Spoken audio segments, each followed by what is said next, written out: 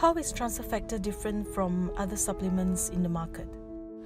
Well, when I think about other supplements within the market, I usually think about vitamins and minerals and herbs, and transfer factor is not like that at all. I think of transfer factor as a highly sophisticated colossal extract of bioactive peptides and proteins. And you don't see that in most dietary supplements. And the unique aspect of transfer factor is, unlike herbs or minerals or vitamins, transfer factor actually educates our bodies, it educates our immune cells to know when to go out and find a target that's going to have some sort of negative health consequence. And that's unlike any other ingredient that's out there on the market. How safe is transfer factor as a supplement for kids and elderly people? Transfer factor is a natural product, right? I mean, it comes from cows, it comes from chickens, and so its very nature is that it's really, really safe as an ingredient into a dietary supplement. However, what 4Life has done is we've done a number of studies to demonstrate its safety, and these are called toxicology studies. And these are studies to support regulatory filings around the various parts of the world. And in one of the last studies that we did, a tox study, what we actually couldn't find a level of transfer factor. So we were giving higher and higher levels of transfer factor. We couldn't find a level of transfer factor that would elicit a toxicological response that would give any sense that transfer factor is not safe. And so I think from those studies, from the fact that we've been selling transfer factor for 20 years now, we've had people taking over millions and millions of capsules of products of transfer factor, and we've never really had any serious adverse types of events. And so I think all through the history of consumption and all the tox studies we can say with a high degree of certainty that transfer factor is very safe, whether it's for a child, for an adult, or even for an elderly person. So now that we know that transfer factor is really safe for people to consume, how can transfer factor help us overcome the many health challenges we have today? Well, I think transfer factor really is an immune health ingredient, right? And so we know that the immune system touches so many areas of health in our bodies. And so if we have an optimal immune system, an immune system that's in balance, we know that generally we're going to be pretty healthy. And so I think as we start to take transfer factor more and more, and we see the benefits of an optimal immune system, that our overall health will be much better. Transfer factor is so good, but why have we heard so little about it compared to, say, vitamins, minerals, and herbs? Well, that's an interesting question, because I think people don't think of transfer factor when they think of colostrum or think of eggs. But we know that colostrum and eggs have wonderful benefits, right? I mean, when you think about colostrum, colostrum is given to calves to help support their immune system. It's also given to babies, to newborns, to help support their immune system. And for the longest time, people really didn't know what it was in colostrum or eggs that yielded that benefit. And it's only been in the last, let's say 30 years, that we've started to realize that these transfer factors that have been discovered a long time ago, almost 70 years ago, were actually contained in colostrum. And so a lot of the research that's been done in the last 3 years have identified these transfer factors as these small bioactive peptides that confer these immune benefits.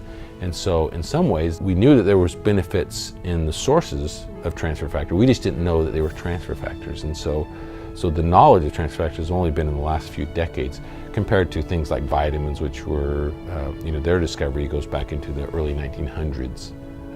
And then of course botanicals, they've been around for centuries, right? And if you think about traditional Chinese medicine or Ayurvedic ingredients, those things have been around for centuries, right? And so people recognize those very readily. But transfer factor, as it pertains to colostrum or eggs, has only been in the last few decades based on some of the research that's been going on.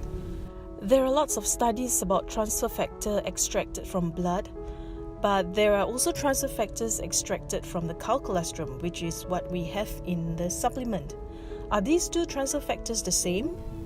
That's a great question, and it's one, as we've started to learn more and more about transfer factor and study the mechanism of action, we've actually looked at transfer factor that has been pulled out of blood or pulled out of dialyzed leukocyte extracts. These are the same transfer factors that Sherwood-Lawrence looked at. And we ran these in the same assays that we were running our transfer factor that's derived out of colostrum. And it turns out that we get the same sort of response in all of our assays. So we have a natural killer cell assay that we measure an immune response. And when we look at Sherwood-Lawrence's transfer factor, which are derived out of dialyzed leukocytes, and we look at transfer factor that's derived out of cow colostrum, we see the same response. And so that really tells us that the immune response, whether it's coming from transfer factors out of blood or the immune response coming out of transfer factors out of colostrum or even egg, is the same. And so that gives us confidence, that gives us a surety that the same benefits that Sherwood-Lawrence saw in terms of transferring immunity from one person to another is the same benefits that we get when we take transfer factor from colostrum or from egg.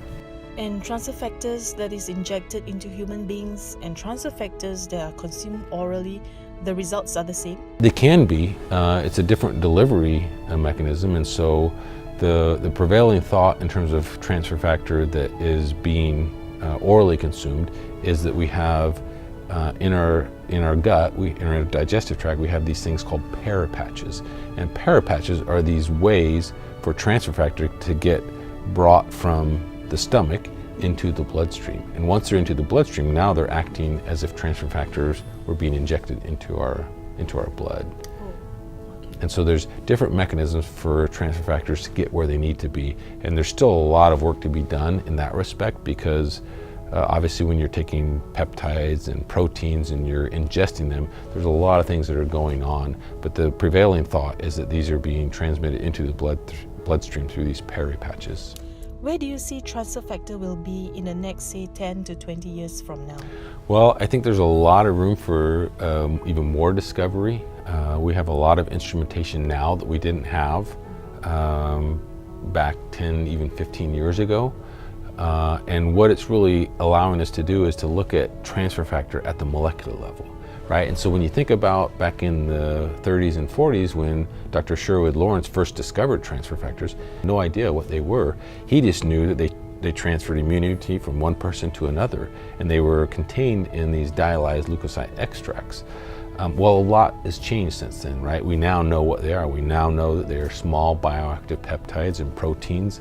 And I think the next step in that characterization is understanding transfer factors at more of an amino acid level.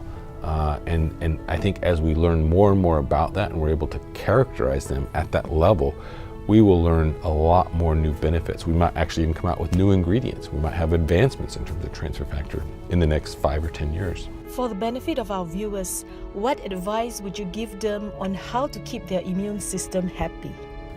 Well, they have to take transfer factor, right? I mean, that's the obvious one, right? Yes. And so that's always what I would recommend to people. But I think beyond that, we have to really look at fundamentally how our immune system works and how do we stay healthy, right? And so when I think about that, if I take out transfer factor, I think that we have to stay healthy by eating right? Having a healthy diet, right? Eating our fruits and vegetables and making sure we're getting all the vitamins and minerals that lead us to having an overall healthy state.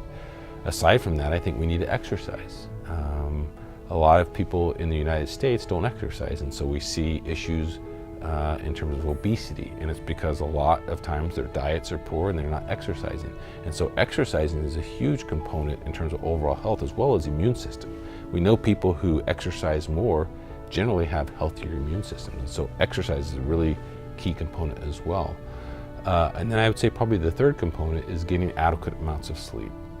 But if you're getting adequate sleep, that really helps your immune system. It helps provide you an optimal immune system along with these other components. And that's really hard nowadays because if you think about it, everybody has a cellular phone, right? And the cellular phone's by your bedside. If you can't sleep, you start looking at your cellular phone, and then that stimulates your brain, and then you're not able to sleep as well. And so as you decrease the amount of sleep, what happens is that depresses your immune system.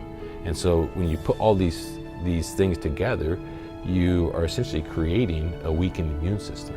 And so my advice would be get adequate sleep, do adequate exercise, and typically for most people, adequate exercise is about 30 minutes a day, and then eat right. The normal recommendation for eating right in terms of fruits and vegetables is to get 5 servings a day. And so if you do those things and then you're supplementing it with transfer factor to support your immune system, to boost your immune system, then I think you'll have a very, very healthy immune system.